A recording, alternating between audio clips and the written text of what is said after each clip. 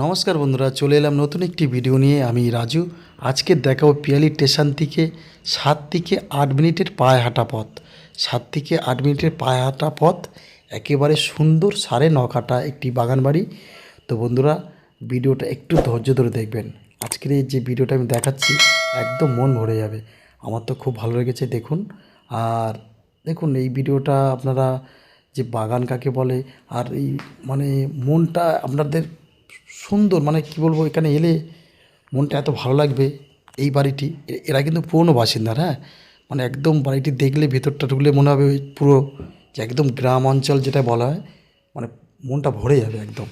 দেখুন, ভিডিওটা দেখুন আপনারা। সবাই তো নিতে পারে না, আর নেওয়ার প্রয়োজনও নেই।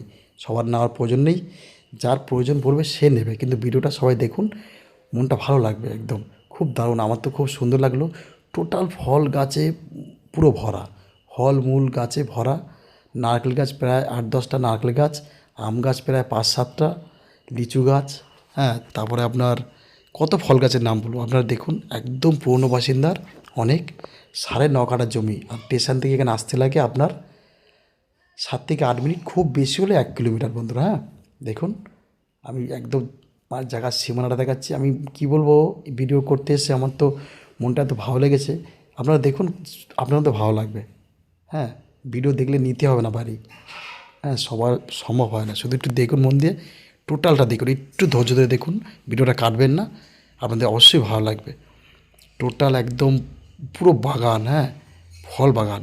আর কিছুটা এখানে সবজি চাষ করেছে, আবার ধনেপাতা, তার পালং শাক, আমি ওটাও দেখাবো, দেখুন।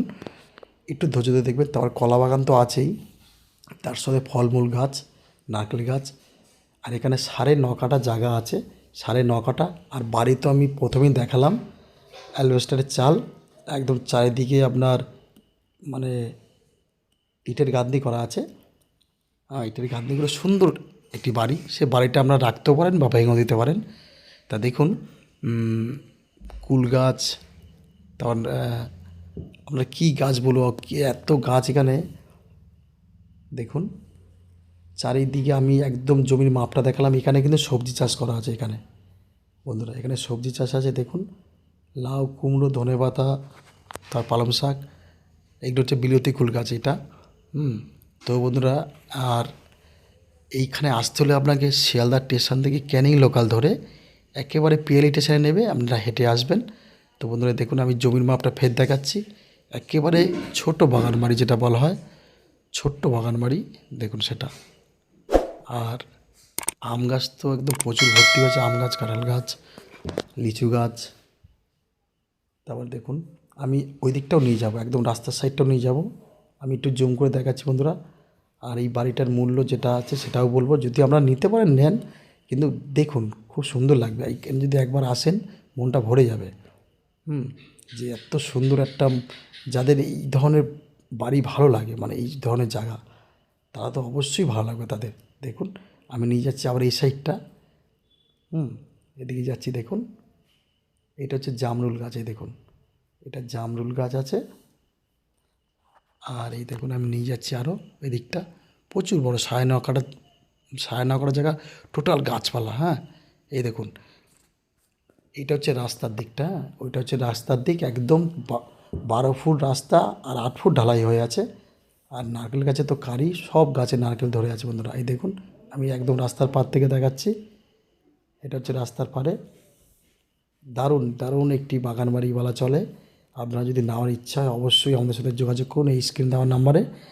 আর বন্ধুরা, আমি অবশ্যই বাড়িটির টোটাল বাড়িটির মূল্য বলবো, যদি আপনাদের নেওয়ার ইচ্ছা হয়। না হলে এই ভিডিওটা দেখেছেন, এটাই অনেক।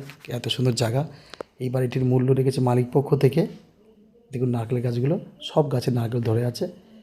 তো যাই হোক বন্ধুরা, অবশ্যই রেটটা বলবো। মালিক পক্ষ এই জায়গা বাড়ি সমেত টোটাল মূল্য রেখেছে 32 লক্ষ টাকা। 32 লক্ষ টাকা এই বাড়িটির মূল্য।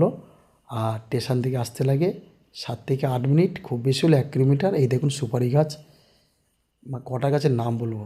তাই বন্ধুরা, আমার তো খুব ভালো লেগেছে। আপনাদের যদি ভালো লাগে অবশ্যই এই নাম্বারে যোগাযোগ করবেন। আর প্রিয়াংশু ভিলা চ্যানেলটিকে সাবস্ক্রাইব করে রেখে দেবেন।